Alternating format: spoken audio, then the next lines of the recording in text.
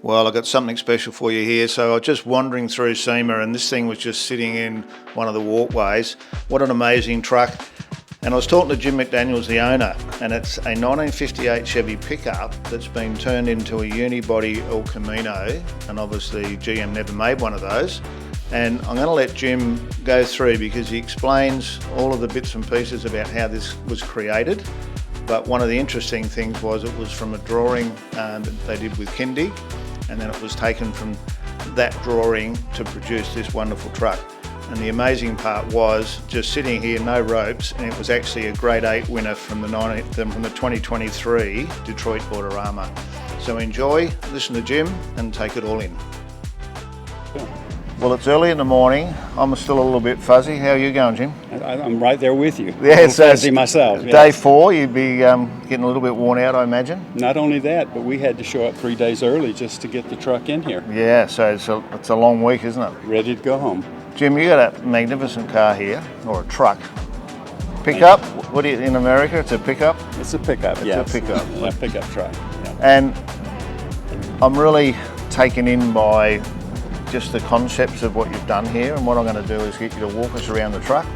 You've got your mic, I've got mine, and I'll grab the camera and we'll have a bit of a look, and you can, in your words, explain what you've done with this thing. All right, I think to start, one of the things would be, what did we do? You know, what was the idea? And our idea was to build something that Chevrolet did not build and did not design. So we built a 1958 unibody Chevrolet pickup truck. So all one piece? All one piece. Yep. Yeah. So. And the reasoning behind that? Gosh, I can't come up with a reason to do it. It just was a good idea at the time. A good idea at the time, and it took us 5 years to do it. Yeah, well, it's sometimes a good idea takes a while. Yeah, that's good. All right, let's have a bit of a walk around. So starting at the front, Jim, what are we looking at and what have we done? Well, I think maybe if you don't mind, let's start more in the middle. Yeah, sure. Because that sort of gives you the platform that we have. So we started with a panel truck, and at the A-pillar, we cut the entire top off the truck, and that gave us the platform to build the pickup right here. But this side, Howard, was too high, so we sectioned the entire truck 3.5 inches through here, all the way around through the firewall and the hood.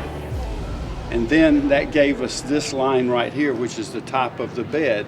And the top of the bed goes in line with the bottom of the window, which is a modern way a pickup truck is built today.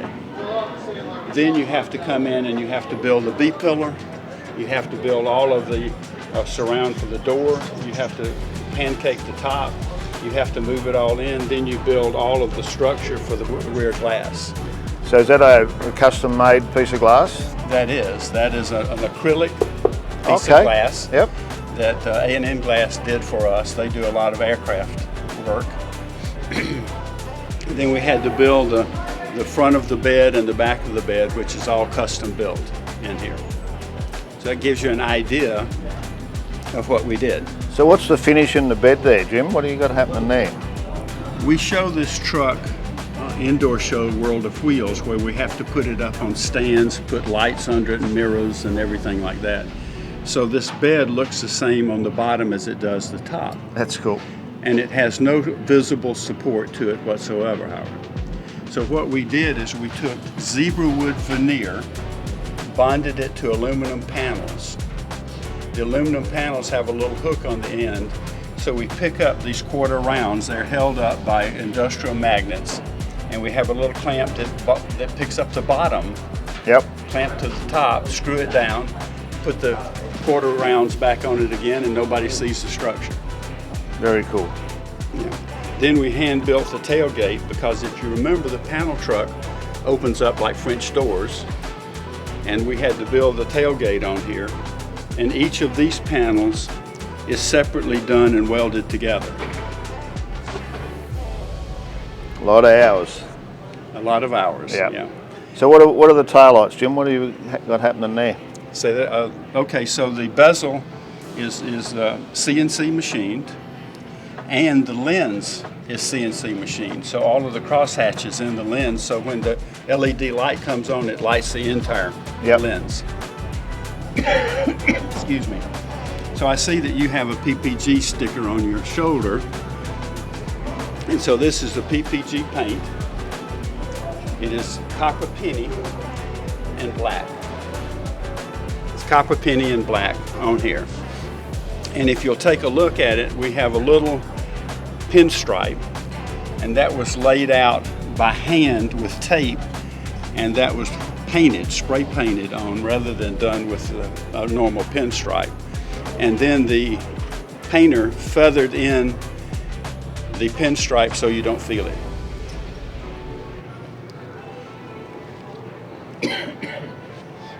So that'd be out of their Vibrance range, I imagine?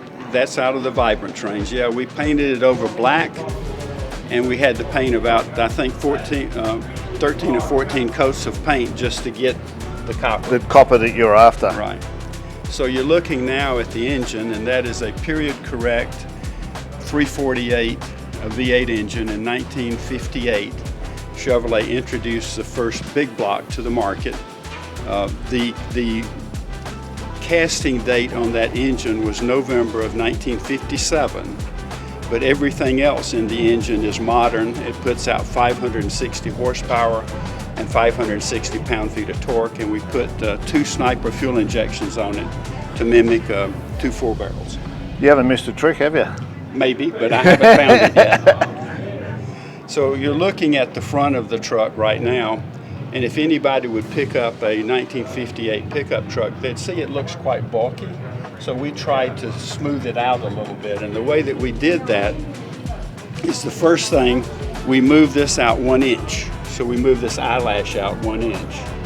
And then we took about 1 inch here, dropped this down, and that allowed us to lower this part another inch.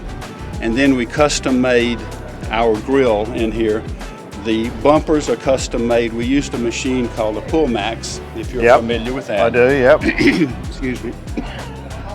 A very useful machine. And then we built an air dam on it. So we also, a detail nobody will see, but we moved this in about 3/4 of an inch just to give it a better flow. All them little things. Little things, yes. So what's happening inside then? So the company that built this, which is Hot Rod Construction in Piedmont, South Carolina, does everything with the build. They even do the interior. So the interior is all leather, because as a paint person, I know it's very hard to get the same color out of paint and leather. So we just did the whole interior in leather. And this company does their own interiors. Yeah. So when the truck enters the company's shop, it never leaves until it's finished. It's the way to go. So let me show you something interesting here. All pickup trucks have a big footwell. So we move the floor out to the door to make it a smaller footwell, but that gives us storage capability. So you can store things in there. Now on that pocket, eh? Under the dash are all of the linear actuators. The hood is linear actuated. All of the pins that hold the hood down, hold the tailgate down, are linear actuated. Mate, absolutely beautiful machine. Thank you very much for giving us your time today. And Jim's got the book and all here, and mate, it's speechless, really. I think it's the word. So thank you for your time, and we'll get that up on the air and show the world. Thank you very much, Howard. Thank you.